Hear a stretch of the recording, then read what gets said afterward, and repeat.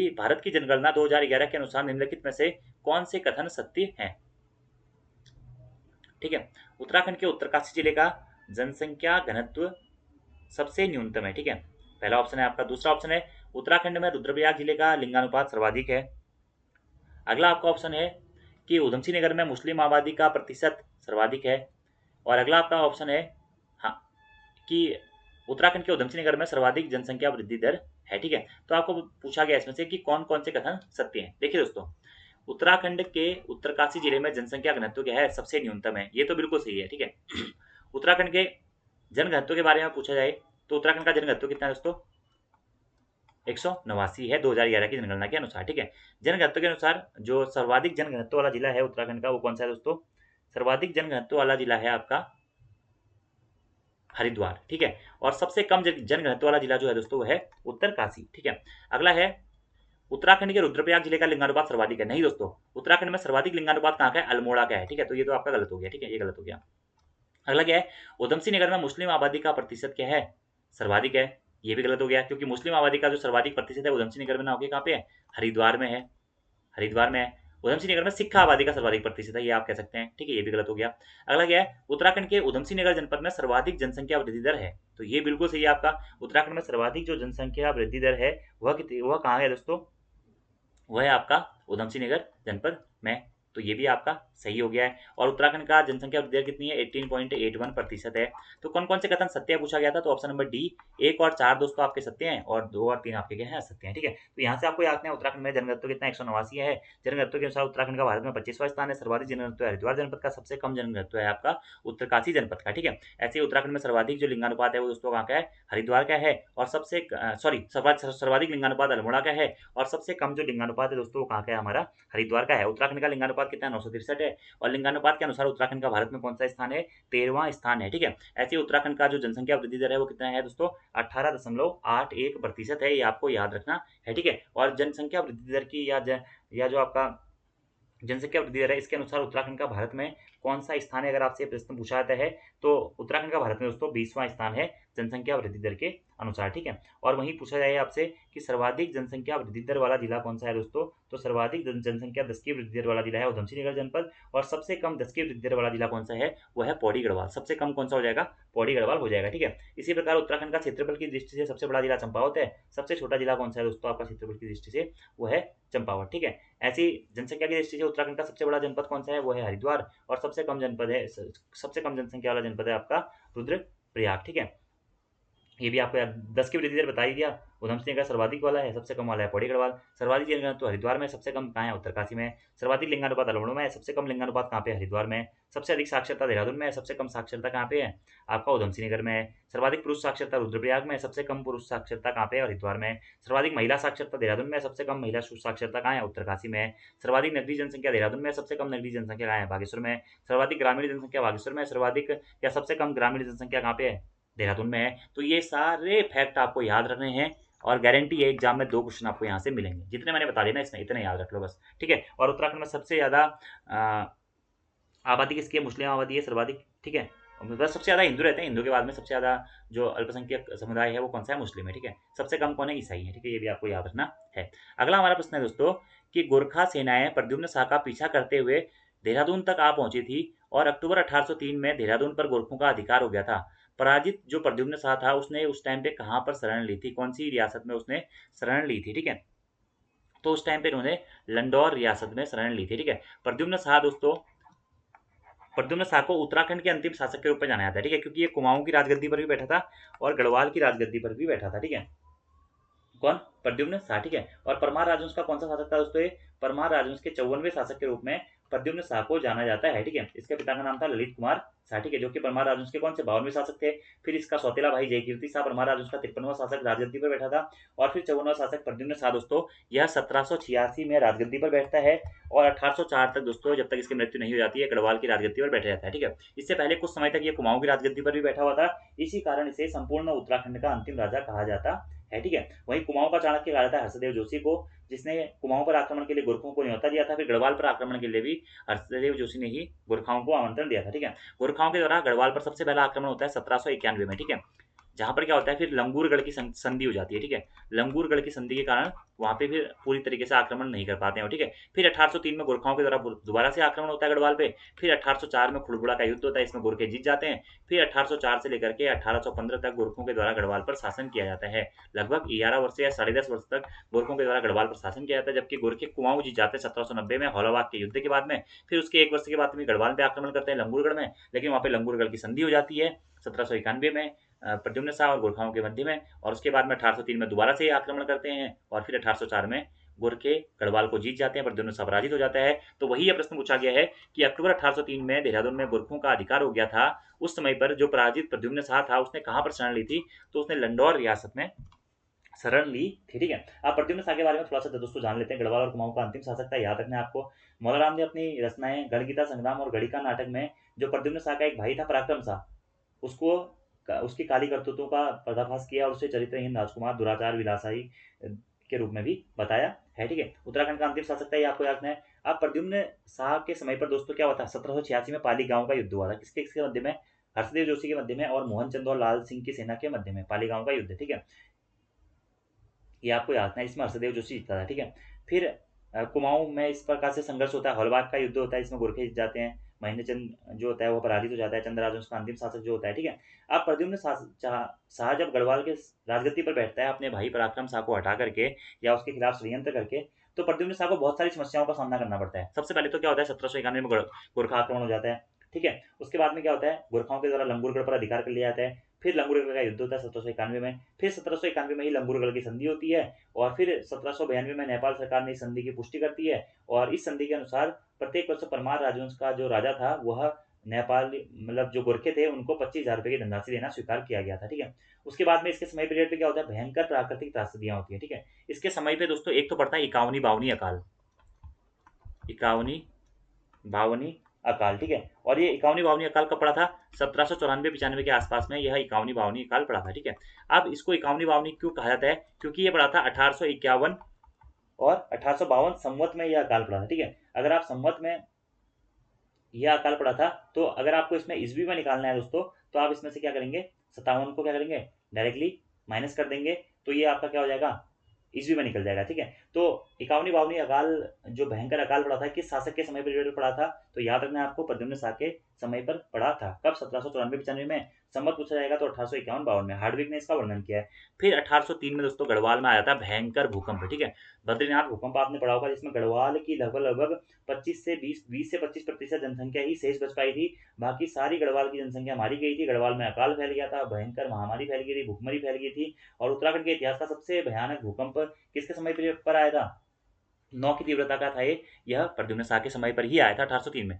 अब 1803 में जैसे ही भूकंप आया तो भाई गोरखे समझ गए कि अब प्रद्युम्न शाह पड़ गया कमजोर, उसके पास ना तो पैसा है, ना राजगद्दी है, ना सेना है, कुछ भी नहीं है, सेना में आधे लोग मर गए हैं, ना हथियार है, कुछ भी नहीं है इसके पास में। तो फिर गोरखों के द्वारा दोबारा से फरवरी 1803 में क्या होता है, गढ़वाल पर आक्रमण किया जाता है। हर्षदेव जोशी ने, जिसे कुमाऊं का चाणक्य कहा जाता है, उत्तराखंड का विभीषण कहा जाता है, उसने क्या किया, गोरखों का आक्रमण किया, आक्रमण का न्योता दिया। उसके बाद में गोरखा शासकों में हस्तिदल चौतरिया के द्वारा हो गया, अमर सिंह थापा हो गया, इसके नेतृत्व में क्या हुआ, गढ़वाल पर आक्रमण किया जाता है और गढ़वाल के क्षेत्रों में भयंकर लूटपाट करते हैं। फिर इसी बीच बड़ाहाट या उत्तरकाशी का युद्ध होता है 1803 में ही, चमुआ या चंबा का युद्ध होता है 1803 में। इन युद्ध में जब ये हार जाता है उसके बाद में लंडौर रियासत में क्या लेता है, शरण लेता है, ठीक है। उसके बाद में फिर ये अपने फाइनल युद्ध की तैयारी करता है जो कि होता है खुड़बुड़ा का युद्ध। ये क्या करता है, सहारनपुर जाता है सबसे पहले, यह अपना जो शासन या जो इसका बहुमूल्य सिंहासन होता है उसको सहारनपुर में भेज देता है 1803 में, ठीक है। उसके बाद उसके जो पैसे मिलते हैं उससे 12,000 सैनिकों की अपनी एक सेना बनाता है, ठीक है। इसमें मुख्य रूप से रांगड़, कुंडीर, गुजर और अन्य जाति के लोग थे। और लंडौर के जो गुजर राजा राय दयाल सिंह थे उसने भी इसकी सहायता की थी, क्योंकि लंडौरा रियासत की में ही इसने संरक्षण ली थी, तो इन्होंने भी इसकी सहायता की थी, लेकिन इसने अपना सिंहासन बेचा और उसके बाद में अपनी एक भाड़े की सेना बनाई। अब आपको बताइए दोस्तों, जो अपनी असली सेना होती है, जिनका भावनात्मक जुड़ाव होता है, तो वो तो अच्छे से लड़ते हैं, लेकिन जो ये सेना खरीदी हुई सेना है, इसको पता भी नहीं है सेना जो खरीदी है वो सही है भी या नहीं है, तो ऐसे ही युद्ध करने चले जाता है। और उस समय पर होता है सबसे महत्वपूर्ण युद्ध जो कि इंपोर्टेंट है, आपसे पूछा जा सकता है, 14 मई 1804, 14 मई 1804 को होता है खुड़बुड़ा का युद्ध। खुड़बुड़ा का युद्ध गोरखा शासकों के मध्य में और प्रद्युम्न शाह गढ़वाली शासक के मध्य में, जिसमें प्रद्युम्न शाह की मृत्यु हो जाती है। अमर सिंह थापा की गोली लगने से इसकी मृत्यु हो जाती है और इसके बाद में यहीं से हमारा यहाँ पर गढ़वाल वाले क्षेत्र में 1804 में ही क्या होता है, गोरखों का आधिपत्य स्थापित हो जाता है। ठीक है, और प्रद्युम्न शाह की इस युद्ध में मृत्यु हो जाती है। ठीक है, प्रद्युम्न शाह का पुत्र सुदर्शन शाह कहीं खो जाता है, और उसके अलावा जो इसका भाई था प्रीतम शाह, उसको गोरखे बंदी बना के नेपाल लेके चले जाते हैं। ठीक है, और यहाँ पे भी 1804 से 1815 तक गोरखे शासन करते हैं। तो ये इसकी पूरी आपकी कहानी हो गई इस क्वेश्चन की। ठीक है, अगला हमारा क्वेश्चन है, निम्नलिखित में से कौन सा सही सुमेलित नहीं है। ठीक है, राज्य दिया गया है और उस राज्य की मुख्य भाषा दी गई है, और आपको बताना है कि कौन सा इसमें से सुमेलित नहीं है। ठीक है, तो देखिए दोस्तों, आज हमने प्रद्युम्न शाह पूरा पढ़ लिया है, आज हमने बाज बहादुर चंद पूरा पढ़ लिया है, और आज ही हमने दोस्तों आपका ज्ञानचंद और फतेहपति शाह भी पढ़ लिया है मोटा मोटा। ठीक है, तो ये क्वेश्चन ऐसे हैं जो आपको याद रखने हैं। ठीक है, बाकी शैलाश्रय भी हमने पढ़ी लिए हैं कि कौन कौन से शैलाश्रय हैं। लाखों उडियार मैंने आपको बताया था, महेश्वर प्रसाद जोशी जी का हो गया। फड़कानवाली शैलाश्रय हो गया, यशोधर मठपाल। पेटसाल शैलाश्रय अल्मोड़ा, यशोधर मठपाल ने उसकी खोज की थी। लाखों गुफा MP जोशी ने खोज की थी। ऐसे गोरखिया उडियार कहाँ है, वो आपका चमोली में स्थित है। ठीक है, राकेश भट्ट को उसकी खोज का श्रेय जाता है। ठीक है, ऐसे किमनी गाँव कहाँ है, ये भी चमोली में स्थित है, पिंडर नदी घाटी के किनारे। ठीक है, ऐसे मलारी गाँव कहाँ स्थित है, तो मलारी गाँव भी चमोली में स्थित है। ठीक है, ऐसे ही लुएथाप हो गया, और आपका कसार देवी हो गया, और पेट्स का और काला माटी हो गया, मल्ला पैनाली हो गया, ये शैलाश्रय भी कहाँ स्थित है, यह आपका अल्मोड़ा में स्थित है। फलसीमा हो गया, ये भी अल्मोड़ा में है।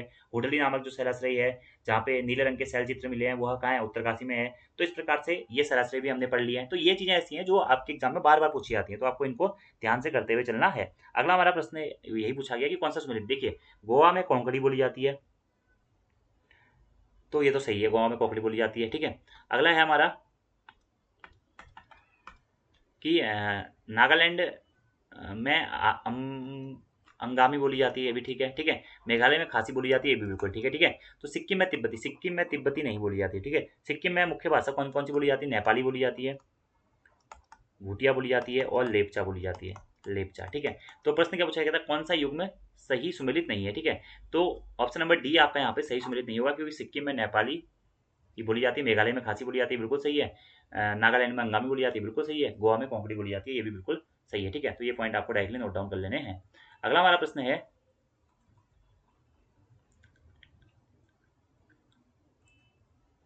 कि सन 1823 में भू व्यवस्था, जिसे संवत 1880 में 80 साला बंदोबस्त के नाम से भी जाना जाता है, इसे किसने लागू किया था। तो इसे किसने लागू किया था दोस्तों, जॉर्ज विलियम टेल के द्वारा इसे लागू किया गया था। ठीक है, इसे प्रथम पंचशाला भूमि बंदोबस्त के नाम से भी जाना जाता है, और ये भूमि बंदोबस्त कब हुआ था, 1823 में हुआ था। लेकिन संवत में अगर आप इसमें 57 जोड़ेंगे तो संवत हमारा निकल जाएगा क्या, 1880 संवत, विक्रम संवत 1880 में ये हुआ था, इसीलिए इसे 80 साला बंदोबस्त के नाम से भी जाना जाता है। और किसने किया था दोस्तों, विलियम ट्रेल के द्वारा यह भूमि बंदोबस्त किया जाता है। किसके द्वारा, विलियम ट्रेल के द्वारा। ठीक है, जो कि दूसरे कुमाऊं कविस्तर थे, आपको याद रखना है। ठीक है, तो ट्रेल के द्वारा दोस्तों उत्तराखंड में सबसे ज्यादा भूमि बंदोबस्त किसके द्वारा किए जाते हैं, ट्रेल के द्वारा किए जाते हैं। ठीक है, पर जब क्या होता है, यहाँ पे गोरखाओं ने शासन किया था 1804 में गढ़वाल में, 1804 से 1815 तक गढ़वाल में गोरखों का शासन था। वहीं कुमाऊं में 1790 से लेकर के 1815 तक गोरखों का शासन था। ठीक है, उसके बाद में ब्रिटिशों के द्वारा यहाँ पे आक्रमण किया जाता है और गोरखाओं को हरा दिया जाता है। फिर 1815 में ब्रिटिशों के द्वारा यहाँ पर अपनी ईस्ट इंडिया कंपनी की स्थापना की जाती है। ठीक है, तो ब्रिटिशों का उत्तराखंड आगमन कब हुआ था, 1814 में, और अपनी ईस्ट इंडिया कंपनी की स्थापना यहाँ पे उन्होंने कब की थी, 1815 में की थी। उसके बाद में प्रथम ब्रिटिश कुमाऊं कमिश्नर बनते हैं ई गार्डनर, दूसरे कुमाऊं कमिश्नर बनते हैं डब्ल्यू ट्रेल, तीसरे बनते हैं कर्नल गोबान, चौथे बनते हैं लुसिंगटन, पांचवें बनते हैं बैटन, और छठे बनते हैं हेनरी रैमजे। तो इनका क्रम आपको याद रखना है, प्रश्न पूछा आता है गार्डनर, ट्रेल, गोबान, लुसिंगटन, बैटन और रैमजे, इनका टाइम पीरियड भी पूछा आता है। गार्डनर दोस्तों 1815 से लेकर के 1816 एक वर्ष तक कुमाऊं कमिश्नर रहे थे। GW ट्रेल 1816 से लेकर के 1830 तक कुमाऊं कमिश्नर रहे थे। फिर कर्नल गोबान 1830 से लेकर के 1834 तक रहे थे। ठीक है, ट्रेल। ठीक है, फिर 1834-35 से लेकर के 1839 तक कमिश्नर गोबान रहे थे। फिर 1839 से लेकर के 1847 तक लुसिंगटन रहे थे। फिर बैटन रहे थे 1848 से 1856, और इसी बैटन के टाइम पीरियड को उत्तराखंड का स्वर्णिम काल कहा जाता है कमिश्नरों का। ठीक है, और फिर सर हेनरी रैमजे सबसे लोकप्रिय जो कमिश्नर थे। ठीक है, तो यहाँ पे जॉर्ज विलियम ट्रेल ने जो 1823 में भूमि बंदोबस्त किया था उसे कहते हैं 80 साला भूमि बंदोबस्त। ठीक है, ये आपको याद रखना है। ठीक है, जॉर्ज ट्रेल ने सबसे पहले भूमि बंदोबस्त किया था 1815 में, कहाँ पे, गढ़वाल में। ठीक है, और कुमाऊं में ही 1815 में सबसे पहला भूमि बंदोबस्त किसने किया था दोस्तों, वो किया था गार्डनर ने 1815 में। ठीक है, फिर जॉर्ज ट्रेल के द्वारा 1816 में फिर से भूमि बंदोबस्त किया था, फिर 1817 में फिर से भूमि बंदोबस्त किया था, जिसे कहते हैं प्रथम 3 साला भूमि बंदोबस्त। ठीक है, फिर 1820 में भूमि बंदोबस्त किया जाता है। फिर 1823 में फिर से भूमि बंदोबस्त होता है, इसे पंचशाला भूमि बंदोबस्त कहते हैं। फिर 1828 में फिर से इनके द्वारा भूमि बंदोबस्त किया जाता है। सर्वाधिक भूमि बंदोबस्त इनके द्वारा ही किए जाते हैं। ठीक है, कुमाऊं के प्रथम वास्तविक कमिश्नर के रूप में भी इनको जाना जाता है। वैसे पहले थे ई गार्डनर, लेकिन प्रथम वास्तविक जिसने सबसे लंबे समय तक कार्य किया था वो कौन थे, मतलब इनमें से प्रथम वास्तविक रूप से जो बने थे वो थे GW ट्रेल। पहले ये गार्डनर के सहायक के रूप में थे गढ़वाल में, लेकिन बाद में इनको वास्तविक कमिश्नर बना दिया। ठीक है, इन्होंने 1816 में अल्मोड़ा जेल की स्थापना की। ठीक है, पौड़ी जेल की स्थापना भी इनके समय पर ही हुई। ठीक है, 1819 में इन्होंने पटवारी के पदों का सृजन किया। 1821 में पौड़ी जेल की इन्होंने स्थापना की। कुमाऊं में आबकारी विभाग की स्थापना इन्होंने 1822 में की थी। ऐसे कुमाऊं में इनके समय पर 26 प्रगणों में विभाजित किया गया था। इनके कार्यकाल में 80 साल भूमि बंदोबस्त हुआ, सीमा का प्रथम बार निर्धारण हुआ, डबल लॉक व्यवस्था लागू की गई, इनके द्वारा टेल पास दर्रे की खोज की गई, और भी कई सारी चीज़ें इनके बारे में है जो कि हम अगली किसी वीडियो में बात कर लेंगे। ठीक है, फिलहाल आज मैंने जो आपको क्रम बताया है आप उसको याद रख लीजिएगा और इससे संबंधित चीज़ें याद रख लीजिएगा। ठीक है, और कुमाऊं का सबसे जो प्रभावशाली कमिश्नर है या सबसे ज़्यादा लोकप्रिय कमिश्नर कौन है, वो है हेनरी डैम, जिसे कुमाऊं का राजा भी कहा जाता है। अगला हमारा प्रश्न है दोस्तों कि बदला विवाह, तीन टिकली प्रथा और पक्की पौड़ी किस जनजाति से प्रचलित है। ठीक है, तो बदला विवाह के बारे में बात करें या तीन टिकती प्रथा के बारे में बात करें या पक्की पौड़ी प्रथा के बारे में बात करें तो वो थारू जनजाति में दोस्तों फेमस है। ठीक है, थारू जनजाति में फेमस है। ठीक है, तो थारू जनजाति दोस्तों, उत्तराखंड में कितनी जनजातियां, 5 जनजातियां, जिसे 1967 में जनजाति का दर्जा दिया गया है। थारू जो कि उत्तराखंड की सबसे ज्यादा जनसंख्या वाली जनजाति भी है। आपको याद है उत्तराखंड की सर्वाधिक जनसंख्या वाली जनजाति कौन सी दोस्तों, थारू जनजाति है। ठीक है, जो कि कुमाऊं क्षेत्र में मुख्यतः निवास करती है। और कुमाऊं क्षेत्र में भी जो उधमसिंह नगर जनपद का क्षेत्र है, जैसे खटीमा हो गया, किच्छा हो गया, नानकपत्ता हो गया, सितारगंज हो गया, थोड़ा सा बनमसा का जो भाग हो गया, वहाँ पर क्या होता है, थारू जनजाति करती है, निवास करती है। ठीक है, तो उत्तराखंड में सर्वाधिक आबादी वाली जनजाति कौन सी है, थारू है। थारू के बाद में दूसरे नंबर पे जौनसारी, तीसरे नंबर पे है भोटिया, चौथे नंबर पे है बोक्सा और पांचवें नंबर पे राजी। सबसे कम जनसंख्या वाली जनजाति है राजी जनजाति। ठीक है, ऐसे ही थारू जनजाति के जो लोग होते हैं वो अधिकांशतः कृषक होते हैं और पशुपालक होते हैं। लगभग 90% जो जनजाति है थारू जनजाति उधमसिंह नगर जनपद में निवास करती है। तराई भाबर के निवासी के रूप में इनको जाना जाता है। ठीक है, और थारू जनजाति जो होती है वो अपने आप को किरात का वंशज बताती है, किरात वंशी बताती है। और कुछ थारू लोग अपने आप को महाराणा प्रताप का वंशज भी बताते हैं। ठीक है, महाराणा प्रताप का वंशज भी मानते हैं। ठीक है, और यह किस प्रकार के मंगोलायड जनजाति रूप में मानी जाती है। ठीक है, तो थारू हो गया, भोटिया हो गया और बोक्सा हो गया, ये तीनों ही दोस्तों क्या है, मंगोलायड प्रकार की जनजाति के रूप में जाने जाते हैं। ठीक है, ऐसे कभी कभी जो जौनसारी हो गया इसको भी मंगोलायड माना जाता है। ठीक है, मंगोल प्रजाति के निकट छोटे छोटे कद होते हैं और चौड़ा चेहरा होता है, दाढ़ी कम आती है, ये सब क्या होती है, इनकी विशेषताएं होती हैं। ठीक है, अब यहाँ पर इनसे संबंधित क्या प्रश्न पूछा गया था कि जो बदला विवाह हो गया, तीन टिकती प्रथा हो गया और पक्की पौड़ी प्रथा हो गया, ये क्या है, इनकी विवाह संबंधित प्रथाएं हैं। ठीक है, जैसे बदला क्या है, विवाह प्रथा है। बदला विवाह के तहत क्या होता है, बहनों के आदान प्रदान की प्रथा का प्रचलन है। ऐसी थारू जनजाति में तीन टिकती प्रथा जो है वो प्रचलित है। इसके तहत क्या होता है, एक दूसरे की बहन की जगह उनके किसी भी रिश्तेदार की लड़की से विवाह किया जाता है। ठीक है, और जो ये विवाह कराने वाले लोग होते हैं, इसमें मध्यस्थता कराने वाला जो व्यक्ति होता है, इसे मझपतिया कहा जाता है। ठीक है, ऐसी थारू जनजाति में दो पक्षों के बीच में विवाह तय करने को पक्की पौड़ी कहा जाता है। तो ये तीनों किस जनजाति में है, तो वह आपका थारू जनजाति में ही है। पक्की पौड़ी क्या होता है, विवाह तय करने को क्या कहते हैं, पक्की पौड़ी कहा जाता है, दो पक्षों के बीच में। ऐसी तीन टिकती क्या होती है, इसके तहत एक दूसरे की बहन की जगह पे उसके किसी भी रिश्तेदार की लड़की से विवाह किया जाता है। ऐसे बदला विवाह प्रथा होती है, इसमें क्या होता है, बहनों का आदान प्रदान की प्रथा प्रचलित है। ठीक है, ये आपको ध्यान रखना है। ठीक है, इसी के साथ साथ में थारू जनजाति के द्वारा ही विवाह की एक रस्म होती है, अपना पराया रस्म होती है, ये भी आप नोट कर लीजिएगा। अपना पराया ये किससे संबंधित है, ये भी थारू जनजाति से संबंधित है। ठीक है, ऐसी दोस्तों बात कट्टी प्रथा होती है, थारू की विवाह तिथि तय करने वाली रस्म को बात कट्टी कहते हैं, विवाह रस्म तय करने को कहते हैं बात कट्टी प्रथा, ये भी थारू में होती है। सगाई की रस्म को अपना पराया कहते हैं, ये भी मैंने आपको बता ही दिया है। ठीक है, दो पक्षों के बीच में विवाह तय करने को पक्की पौड़ी कहते हैं। इनका विवाह प्राय माघ या फुलोरा दूज में किया जाता है। ठीक है, विवाह के बाद जब लड़की स्थायी रूप से लड़के के घर जाती है तो इस रस्म को चाला प्रथा कहते हैं। चाला प्रथा का प्रचलन भी थारू में ही है। ठीक है, थारू में विधवा विवाह का प्रचलन नहीं है। ठीक है, थारू में क्या होता है, मातृ सत्तात्मक परिवार पाए जाते हैं। ठीक है, थारू में विधवा विवाह के अवसर पर लड़की का पिता अपनी बिरादरी को भोज देता है, जिसे लठरवा भोज कहते हैं। ठीक है, तो लठरवा भोज का आयोजन भी किसमें किया जाता है, थारू जनजाति में ही किया जाता है। ठीक है, थारू जनजाति महिलाओं को तलाक देने का अधिकार है, जिसे उरारी कहा जाता है। तो उरारी व्यवस्था भी किसमें है, थारू में है। ठीक है, तो ये आपको याद नहीं है टर्म, उरारी हो गया, लठरवा भोज हो गया, चाला हो गया, माघ या फ्लोरा हो गया, अपना पराया प्रथा हो गया, बात कट्टी प्रथा हो गया, मझपतिया क्या होता है, पक्की पौड़ी क्या होता है, आदान प्रदान प्रथा हो गया, बदला विवाह हो गया, तीन टिकती प्रथा हो गया, जो मैंने आपको सारा बता दिया। तो आपको डायरेक्टली ये याद रखना है। ठीक है, थारू जनजाति में कई थारू जनजाति जो होती है कई गोत्रों में बटी होती है, इसे क्या कहते हैं, कुड़ी कहा जाता है, क्या कुड़ी। ठीक है, और जो राणा गोत्र के थारू होते हैं वो सर्वश्रेष्ठ थारू माने जाते हैं, जो कि नैनीताल और उधमसिंह नगर में अधिकतर निवास करते हैं। ठीक है, थारू की वेशभूषा क्या है, लंगोटी पहनते हैं। मुख्य भोजन क्या है, इसका चावल और मजीरा है।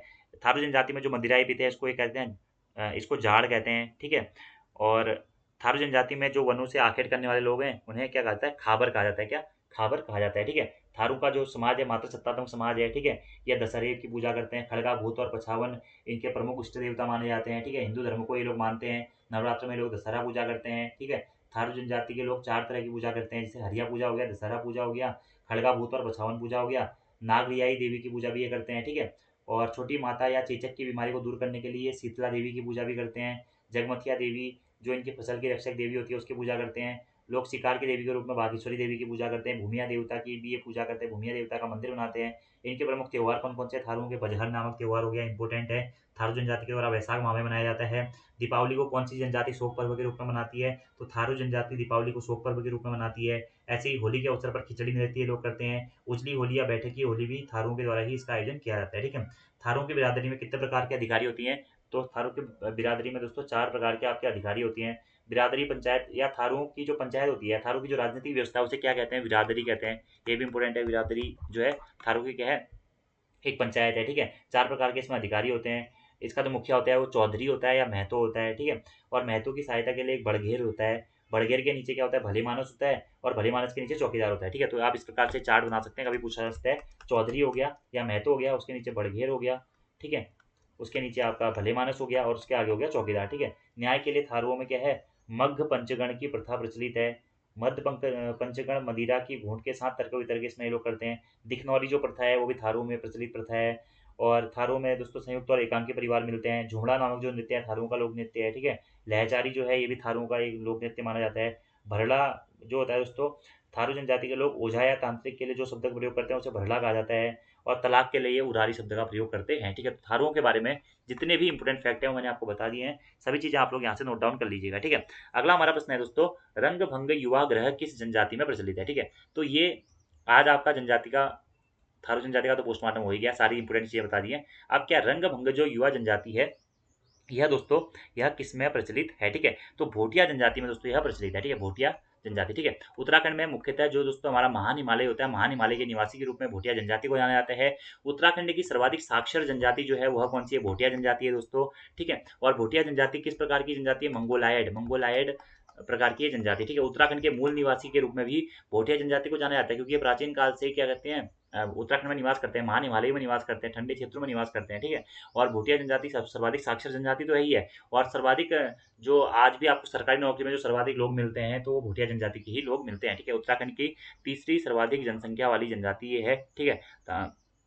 ये भी आपको याद रखना है, ठीक है। मुख्यतः कहाँ का निवास करती है? यह चमोली जनपद में महान हिमालय वाले एरियाओं में निवास करती है। उत्तरकाशी जनपद में महान हिमालय वाले निवास एरियाओं में निवास करती है। बागेश्वर जनपद में भी जो महान हिमालय वाला एरिया है वहाँ पर भी ये जनजाति मुख्यतः निवास करती है, ठीक है। अब भोटिया जनजाति का जो निवास स्थल होता है उसे अलग अलग कहता है। जैसे चमोली जिले में जो भोटिया रहते हैं उसे कहा जाता है मारछा और तोलछा, मारछा और तोलछा। चमोली जनपद में जो भोटिया लोग रहते हैं उन्हें कहा जाता है, ठीक है। इसी प्रकार चमोली के जो माणा, मलारी, टोला गांव आदि में जो भोटिया निवास करते हैं उनको मारछा या तोलछा कहते हैं। ऐसे पिथौरागढ़ जनपद में जो भोटिया जनजाति के लोग निवास करते हैं, बागेश्वर और पिथौरागढ़, सॉरी यहाँ पे पिथौरागढ़ भी हो गया। पिथौरागढ़ जनपद में भोटिया जनजाति के जो लोग निवास करते हैं उन्हें सौका कहा जाता है, जोहारी कहा जाता है। धारचूला के आसपास का चौंदासी हो गया, दरमिया हो गया, धारचूला के आसपास का पूरा क्षेत्र, मतकोट, मुंशियारी के आसपास का क्षेत्र पूरा भोटिया जनजाति के क्षेत्र के रूप में जाना जाता है, ठीक है। इसी प्रकार से उत्तरकाशी में जो भोटिया जनजाति के लोग निवास करते हैं उन्हें जाड़ भोटिया कहा जाता है, ठीक है। और भोटिया जनजाति क्या होते हैं? यह अपने आप को किरातवंशी एक अर्ध घुमंतु जनजाति के रूप में इन्हें जाना जाता है, ठीक है। अर्ध घुमंतु जनजाति के रूप में भी इन्हें जाना जाता है, ठीक है। ये अपने आप को क्या मानते हैं? खस राजपूत मानते हैं, ठीक है। और प्राचीन समय में भारत और तिब्बत के मध्य में जो व्यापार होता था वह भोटियाओं के माध्यम से ही होता था, जिसमें भोटियाओं को यार सौका कहा जाता था, सौका। और यह व्यापार जो था सौका हुणिया व्यापार नाम से प्रसिद्ध था। सौका हुणिया व्यापार, इसमें 1962 में भारत चीन युद्ध के पश्चात में रोक लग गई थी। दर्रों के माध्यम से ये लोग अपना व्यापार करते थे और इनके जो संबंध थे वह चीन तिब्बत के साथ में इनके संबंध देखे जाते थे। और जो भोटियाओं का और जो तिब्बतों का दोस्तों जो कल्चर है वो बिल्कुल सेम था। आदान प्रदान वगैरह वगैरह, वस्तु विनिमय प्रणाली के माध्यम से ये लोग उस टाइम पे व्यापार किया करते थे, ठीक है। तो ये चीज़ें आपको नोट डाउन करनी है, ठीक है। महान हिमालय की सर्वाधिक जनसंख्या वाली जनजाति जो है भोटिया जनजाति है, ठीक है, जो महान हिमालय में निवास करती है।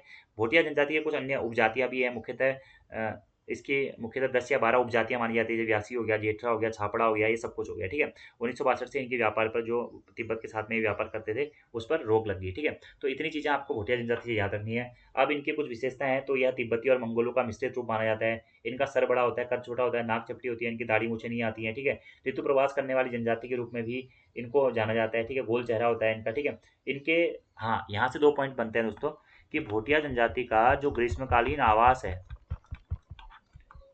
ग्रीष्मकालीन आवास को क्या कहा जाता है? मैथ कहा जाता है, ठीक है, मैथ। और जो भोटिया जनजाति का शीतकालीन आवास है उसे मुंडा कहा जाता है, ठीक है। क्या? मुंडा कहा जाता है, ठीक है। मुनसा या मुंडा कहा जाता है, ठीक है। और भोटिया जनजाति के लोग मुख्यतः क्या होते हैं, पशुपालक और भ्रमक होते हैं। मुख्य पेय पदार्थ इनका जिया होता है, जिया मतलब होता है चाय, वृक्ष की छाल से बनाते हैं। और ये लोग शराब को क्या कहते हैं, शराब को ये लोग छंग कहते हैं, ठीक है। भोटिया जनजाति में विवाह प्रथा भी पाई जाती है, जैसे भोटिया जनजाति में दामोला विवाह प्रथा पाई जाती है, ठीक है। बाराती वर के नाम पर ही दुल्हन को ले आते हैं, मतलब वर नहीं जाता है, बाराती जाते हैं और दुल्हन को उठा के ले आते हैं, ये हो गया दामोला, मतलब दूल्हे के जाने की जरूरत ही नहीं है भाई, ठीक है। अगला क्या हो गया, ये लोग विवाह को दामी कहते हैं, ठीक है। भोटिया जनजाति में जो दूसरी विवाह प्रथा प्रचलित है वह है तत्सत प्रथा है, ठीक है। सगाई की रस्म को इनमें थौची कहते हैं। हाँ, रंग भंग की जो प्रथा है, ये जो प्रश्न पूछा गया है यही है कि भोटिया जनजाति में युवा ग्रह या रंग भंग प्रथा का भी प्रचलन है, ठीक है। इसके तहत क्या होता है, गाँव के बाहर अलग से घर बनाया जाता है, इसमें अविवाहित युवक व युवतियाँ रात में शामिल होते हैं, ठीक है। तो ये रंग भंग प्रथा क्या है, भोटिया जनजाति में है, ठीक है। भोटिया जनजाति अपने सगे संबंधियों को भोटिया लोग स्वारा कहते हैं, क्या स्वारा। विवाह के अवसर पर ये लोग कौन सा नृत्य करते हैं, पौड़ा नृत्य। पौड़ा नृत्य किस जनजाति में फेमस है, तो ये है भोटिया जनजाति में। इसी के साथ साथ दोस्तों इसमें क्या होता है, पौड़ा एक प्रकार का युद्ध नृत्य होता है, जिसे हाथ में रुमाल लेकर किया जाता है, ठीक है। भोटिया जनजाति क्या होती है, भूमियाल देवता की पूजा करती है, ठीक है। साईं देवता जो होते हैं इनके खोए पशुओं का पता लगाने का प्रयोग, मतलब मदद करते हैं इनके, ठीक है। भोटिया जनजाति प्रत्येक 12 वर्षों के बाद में एक उत्सव बनाती है, जो कि एग्जाम में बहुत बार पूछा गया है, जो है क्या, किरजी उत्सव या कंडाली उत्सव। किरजी उत्सव या कंडाली उत्सव प्रत्येक 12 वर्षों के बाद में इसका आयोजन किया जाता है, भोटिया जनजाति के द्वारा ही किया जाता है, ठीक है। इसके अलावा थैला और घुरमा नामक देवताओं की पूजा करते हैं, सिद्धवा विधवा देवता की पूजा करते हैं, साईं देवता की पूजा करते हैं, घंटाकर्ण देवता की पूजा करते हैं। घंटाकर्ण देवता इनके बुग्यालों में रक्षक देवता या पशुचारकों के देवता के रूप में जाना जाता है। पशुचारक जनजाति के रूप में भी भोटिया जनजाति को जाना जाता है, ठीक है। इनकी प्रमुख उपजाति कौन सी है, जाड़ उपजाति है, ठीक है। ये लोग किस पद्धति से व्यापार करते थे, गम्या गमगमा या गम्मया पद्धति से ये लोग व्यापार करते थे, ठीक है। इसमें क्या होता था, एक पत्थर के 2 टुकड़े करके एक दूसरे के पास मितुर या साझीदार के प्रतीक के रूप में रखा जाता था। और जब भी व्यापार होता था, एक पत्थर यहाँ वाले के पास में होता था जो भारत से जा रहे हैं, ठीक है, एक पत्थर तिब्बत वाले के पास में होता था, दोनों एक दूसरे के पत्थर को देखते थे, मिलाते थे, अगर मिल जाता था तो उनके मध्य में व्यापार होता था। ऐसा क्यों होता था, देखिए आदमी को तो एक शक्ल से पहचानते थे। सपोज किसी आदमी की मृत्यु हो जाती है तो फिर उसका पुत्र जाता था या उसके परिवार का कोई अन्य सदस्य जाता था, तो वहां पर से ये प्रथा हमारी थी, ठीक है। झूम खेती है तो ये प्रसिद्ध है, झूम खेती काटिल वृद्धि या स्थानांतरित कृषि के लिए फेमस है भोटिया जनजाति, ठीक है। और तिमली नामक लोकगीत इनका प्रमुख है, बाजू नामक लोकगीत भी है, ठीक है। और जाड़ इनकी एक प्रमुख उपजाति है। और जाड़ों की जो बोलचाल की भाषा रोम्बा कहलाती है, रोम्बा, ये आपको याद रखना है, ठीक है। ऐसी भोटिया जनजाति में भात जो होता है या चावल से बने भात को भात या छाकू कहा जाता है, ठीक है। बड़ी आकार की जो रोटी होती है इसे पूली कहा जाता है। और इनके आभूषणों में मुख्यतः एक आभूषण होता है क्या, साली पुली। साली पुली क्या है, एक आभूषण है भोटिया जनजाति का, ठीक है। बांखे जो होते हैं दोस्तों ऊन से बने हुए इनके जूते होते हैं, उनके बांखे कहा जाता है। भोटिया जनजाति में जो चांदी से बनी सिक्कों की माला होती है उसे बलडंग कहते हैं, ठीक है, बलडंग। और बलडंग आभूषण कहाँ पहना जाता है, तो गले में ये आभूषण पहना जाता है, ठीक है। भोटिया बोली में आभूषण को साली पुली कहते हैं, भी मैंने आपको बता दिया। मनसाली क्या होती है, एक लाल मनके की माला होती है जो कि अपने गले में पहनती है, ठीक है। और ये क्या होते हैं, बीरावली और पतेली बाली नामक आभूषण भी अपने सर पर पहनती हैं, ठीक है। तो ये था भोटिया जनजाति के बारे में इंपॉर्टेंट चीजें आप लोगों ने देख ली होंगी, ठीक है। अगले प्रश्न के बारे में बात करते हैं कि कुल जनसंख्या में अनुसूचित जनजाति की जनसंख्या के प्रतिशत। भारत की जनगणना 2011 के अनुसार जिलों को अवरोही क्रम में सुनिश्चित किया गया है, सही विकल्प का चयन करना है आपको, ठीक है। यानी कि जो अनुसूचित जनजाति है आपकी 2011 के जनगणना के अनुसार किस जनपद में कितने कौन सी जनजाति निवास करती है, उसके अनुसार आपको घटते क्रम में लगाना है, ठीक है। 5 अनुसूचित जनजातियां मैंने आपको बताई दिया था। तो सबसे ज्यादा अनुसूचित जनजाति कहाँ निवास करती है दोस्तों, उधम सिंह नगर जनपद में निवास करती है, ठीक है। उधम सिंह नगर, ठीक है। उसके बाद में दोस्तों आपका जो जनजाति निवास करती है वो है देहरादून में। उधम सिंह नगर में देखिए थारू भी रहते हैं, बोक्सा भी रहते हैं, ठीक है। अगला देहरादून में फिर जौनसारी जनजाति आ जाती है। उसके बाद में पिथौरागढ़ में फिर हमारी भोटिया जनजाति आ जाती है। और चमोली में भी हमारी क्या आती है, भोटिया जनजाति आ जाती है, ठीक है। तो इसका जो राइट आंसर हो जाएगा दोस्तों वो हो जाएगा ऑप्शन नंबर ए, ठीक है। सबसे ज़्यादा क्या है, उधम सिंह नगर में, फिर देहरादून में, फिर पिथौरागढ़ में, फिर चमोली में, और उसके बाद में आ जाएगा उत्तरकाशी में। ये भी आपको डायरेक्टली नोट डाउन करना है, ऑप्शन नंबर ए इसका आपका राइट आंसर हो जाएगा, ठीक है। और उत्तराखंड में जो अनुसूचित जाति है उसका कितना प्रतिशत है दोस्तों, 18.81% यहाँ पे अनुसूचित जाति रहती है। और जो अनुसूचित जनजाति है वो मेरे ख्याल से 2.18% के आसपास में रहती है, ठीक है। ये भी आप लोग देख लीजिएगा, ठीक है। अगला प्रश्न है कि पौंची नामक आभूषण कहाँ पहना जाता है, ठीक है। तो पौंची नामक आभूषण दोस्तों कहाँ पहना जाता है, यह कलाई में पहना जाता है, पौंची नामक आभूषण, ठीक है। यह आपको याद रखना है। तो पौंची नामक आभूषण आपका कलाई में पहना जाता है। कलाई कहाँ होती है, हाथों में होती है, तो आप सीधे कर सकते हैं कि हाथों में पहना जाता है क्या, पौंची, ठीक है। अब हाथों में कौन कौन से आभूषण और पहने जाते हैं, तो धगुला पहना जाता है, धागुला भी कहते हैं, जिसे हम कड़ा भी कहते हैं, ठीक है। कड़ा, अंगुली में जैसे अंगूठी पहनी जाती है, ठीक है। और आपका हाथों में कौन कौन से आभूषण पहने जा सकते हैं, पौंची हो गया, पौंची या पहुंची हो गया, ये मैंने आपको बता दिया। अंगूठी हो गया, ठ्वाक हो गया एक, ठ्वाक नामक आभूषण भी हाथों में पहना जाता है, ठीक है। चूड़ी या कंगन हो गया महिलाओं का। गोखले, गोखले या बाजूबंद, ये बहुत इंपॉर्टेंट है। गोखले या बाजूबंद नामक आभूषण भी कहाँ पहना जाता है? हाथ में ही या कलाई में पहना जाता है, मतलब हाथ में पहना जाता है, आप याद सकते हैं, ठीक है। ऐसे ही पैरों में पहनने वाले आभूषण कौन कौन से आप नोट कर सकते हैं। पैरों में कंडवा हो गया, बिछुआ हो गया, सुदमन हो गया, इमरती हो गया, झामर हो गया, पांटा हो गया, लच्छा हो गया, धुलिया हो गया, ठीक है, ये पैरों में पहने जाते हैं। ऐसे ही कमर में क्या पहना जाता है, गलों में, जो कमर में आपका शोण सांगल पहना जाता है, शोण सांगल कमर में, ठीक है। ऐसे ही तगड़ी हो गया, या जिसे करघनी भी कहते हैं, तगड़ी या करघनी, ये भी क्या होते हैं, ये कमर, तगड़ी, तिगड़ी, हथकान, करघनी, ये क्या होती है, कमर में पहने जाते हैं, ठीक है। ऐसे कान में कौन-कौन से आभूषण हो गए, कान में आपके कमंडल हो गए, कुंडल हो गया, कान में आपके हो सकता है मुरखली हो गया, बाली हो गया, तुग्यल हो गया, गोरख हो गया, कर्णफूल हो गया, मुनार हो गया, मछली हो गया, झुपझुपी हो गया, मुर्की हो गया, बुजनी हो गया, जलकंठा हो गया, ये सब क्या होते हैं, कान में पहने जाते हैं। ऐसे नाक में बनी जाती है, नाक की नक हो गया, नथ हो गया, बुलाक हो गया, फुल्ली हो गया, बीड़ हो गया, गले में हो गया, गलोबंद हो गया, गुलबंद हो गया, लॉकेट हो गया, माला हो गया, चरियो हो गया, हंसुली हो गया, हमेल हो गया, चवन्नी माला हो गया, कंठी माला हो गया, झुपिया हो गया, सुतुआ हो गया, ये सब क्या होता है, गले में पहने जाते हैं, ठीक है। तो ये आभूषण आपको याद रखने हैं। कमर में, माथे में या सिर में, सिर में क्या पहना जाता है, सिर में सिसफुल हो गया, मांग टीका हो गया, सुहाग बिंदी हो गया। कान के मैंने आपको बता ही दिए, मुरकली, बाली, कुंडल, तुंगन, तुग्यल, गोरख, कर्णफूल, मुनाड़, मछली, झुपझुपी, जलकंचव, मुर्की, बुजनी। नाक में नथ या नथुली, बुलाक, फुल्ली, बीड़। गले में गुलबंद हो गया, लॉकेट हो गया, चरी हो गया, हंसुला हो गया, हमेल हो गया, कंठी माला हो गया, चंद्रौली हो गया, झुपिया हो गया, सुतवा हो गया, धगुला, अंगूठी, ठ्वाक, चूड़ी, कंगन और गोखले, ये हाथों में हो गया, धगुला, धगुली, ये सब कुछ, ठीक है। पैरों में कंडवा हो गया, सुदमन हो गया, बिछुआ हो गया, इमरती हो गया, झावर हो गया, पौंटा हो गया, लच्छा हो गया और धुलिया हो गया, ठीक है। तो यहाँ से आपके आभूषण भी खत्म हो गए। आगे से आभूषण भी आपको नहीं बताऊंगा, ठीक है। अगला हमारा क्वेश्चन है, उत्तराखंड की पहली महिला पुलिस महानिरीक्षक थी, कौन थी? तो कंचन चौधरी भट्टाचार्य थी, ठीक है, ये आपको नोट डाउन कर लीजिएगा, ठीक है, कंचन चौधरी भट्टाचार्य, ठीक है। उत्तराखंड के प्रथम मुख्यमंत्री कौन थे दोस्तों? दो प्रश्न यहाँ से बनते हैं, उत्तराखंड के प्रथम मुख्यमंत्री कौन थे और प्रथम निर्वाचित मुख्यमंत्री कौन थे? प्रथम मुख्यमंत्री थे नित्यानंद स्वामी जी, प्रथम निर्वाचित मुख्यमंत्री थे नारायण दत्त तिवारी जी। उत्तराखंड में प्रथम भारत रत्न प्राप्तकर्ता कौन है? गोविंद वल्लभ पंत जी, ठीक है, ये भी आपको याद रखना है, ठीक है। उत्तराखंड के प्रथम विधानसभा अध्यक्ष कौन थे? प्रकाश पंत, ठीक है। और उत्तराखंड के प्रथम निर्वाचित विधानसभा अध्यक्ष कौन थे? वो है हमारे यशपाल आर्या थे, ठीक है, निर्वाचित।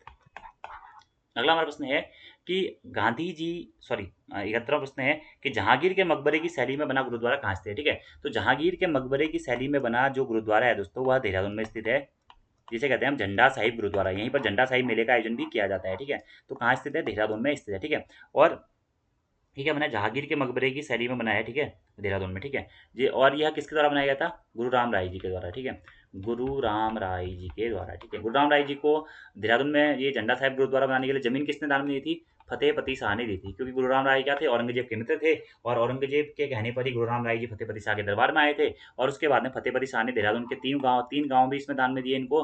और 1676 में ये देहरादून में आए थे, और सबसे पहले इन्होंने देहरादून के संस्थापक के रूप में भी कहीं कहीं गुरु राम राय को जाना जाता है। फिर बाद में इनकी मृत्यु के बाद इनकी पत्नी के द्वारा 1699 यहाँ पे गुरुद्वारा, जो गुरु राम राय साहिब गुरुद्वारा है, ठीक है, उसका निर्माण किया गया था, ठीक है। और यहीं पर क्या होता है दोस्तों? ऐतिहासिक झंडे मेले का आयोजन भी किया जाता है, झंडा जी मेला, कहाँ पे? देहरादून में, याद रखना है आपको, ठीक है।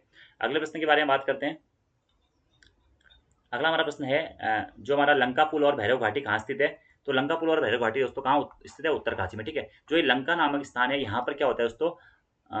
भागीरथी और जाह्नवी नदी का संगम होता है। बहुत बार एग्जाम में पूछा गया है कि भागीरथी और जाह्नवी नदी का संगम कहाँ पे होता है? लंका नामक स्थान पे होता है। और लंका पुल या भैरव घाटी कहाँ स्थित है? उत्तरकाशी में स्थित है। इसी के पास में क्या है? गरतांग गली भी स्थित है। गंगोत्री जाएंगे आप, तब गंगोत्री से 7-8 किलोमीटर पहले आपका ये लंका पुल पड़ता है, ठीक है, ये आपको याद रखना है। अगला प्रश्न है, निम्नलिखित में से कौन सा विकल्प सत्य नहीं है, ठीक है। मुचकुंद गुफा उत्तराखंड में कहाँ स्थित है? बद्रीनाथ के पास में, बिल्कुल सही है। रमक सुई या चमलदेव का सूर्य मंदिर चंपावत में स्थित है, बिल्कुल सही है। नीम करौली बाबा का आश्रम कैंची धाम नाम से जाना जाता है, बिल्कुल सही है, ठीक है। अभी हाल ही में कोसिया कटौली तहसील का नाम कैंची धाम तहसील भी रखा गया है, ये आपको बताइए होगा, ठीक है। और ये कहाँ? नैनीताल जनपद में स्थित है। अगला, दुर्मिताल कहाँ स्थित है? पिथौरागढ़ नहीं। दुर्मिताल कहाँ स्थित है? चमोली में दुर्मिताल स्थित है, तो ऑप्शन नंबर डी आपका सही नहीं होगा, ठीक है। अगला हमारा प्रश्न है दोस्तों 74वां। अब थोड़ा सा हम जल्दी जल्दी चलते हैं, बहुत टाइम हो गया आज, ठीक है।